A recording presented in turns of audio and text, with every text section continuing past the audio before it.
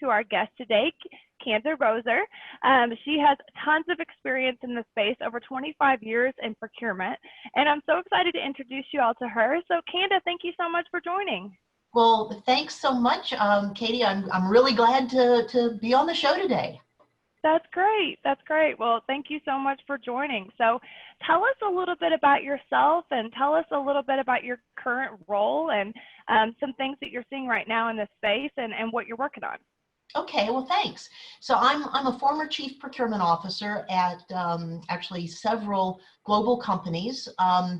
Most recently at NTT Security, spent some time in the financial services and payment space. I'm currently the president of Collabra Consulting, doing consulting engagements for strategic sourcing, procurement transformation. So a little bit of a switch from being on the strictly practitioner side.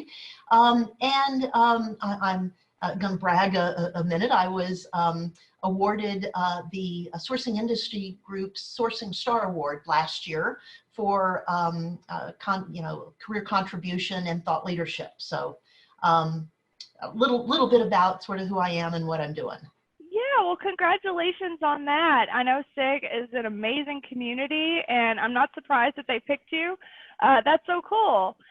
So I wonder, going from being a chief procurement officer to going into the consulting world, do you feel like you have a certain level of empathy for other practitioners, other procurement officers in this space? Do you feel like you can connect in a more authentic way than maybe other consulting firms could? I absolutely think that I can. Over the years, I've engaged a lot of consultants, as a CPO. And one of the things that I've always sort of struggled with is the fact that a lot of the consultants have been, they're brilliant consultants, and they've got all kinds of great methodologies and analysis and, really smart people. But most of them actually don't have a good grounding in procurement. They've not sat on my side of the table.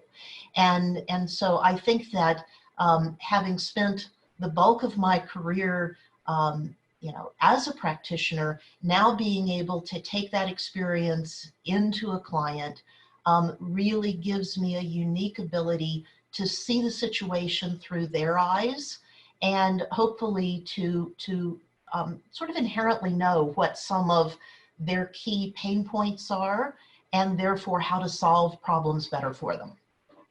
Yeah, it really gives you a unique perspective. I think that's really neat. So Canda, with all of your experience, I'm sure there was a mentor or a coach, or probably several, that influenced your career. Is there one in particular that comes to mind? That's a great question, and I think I've been really fortunate that I've had some amazing managers and mentors over my career, but one actually does stand out. Some years ago, I reported directly to CFO of a Fortune 500 company, and she had been, before I started reporting to her, she had been my mentor for a couple years. And then through a series of corporate restructurings, I reported directly to her, and I was the CPO. And what I really learned, excuse me, from her was that, by the way, she was a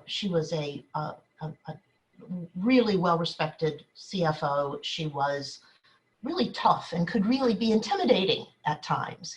Mm-hmm. And yet what I learned from her was that her effectiveness was because she did all of those things, which particularly in those days, for a woman, helped her create that credibility. But she also had an incredible ability with empathy and with her EQ. And by blending those together, it made her such a powerful leader.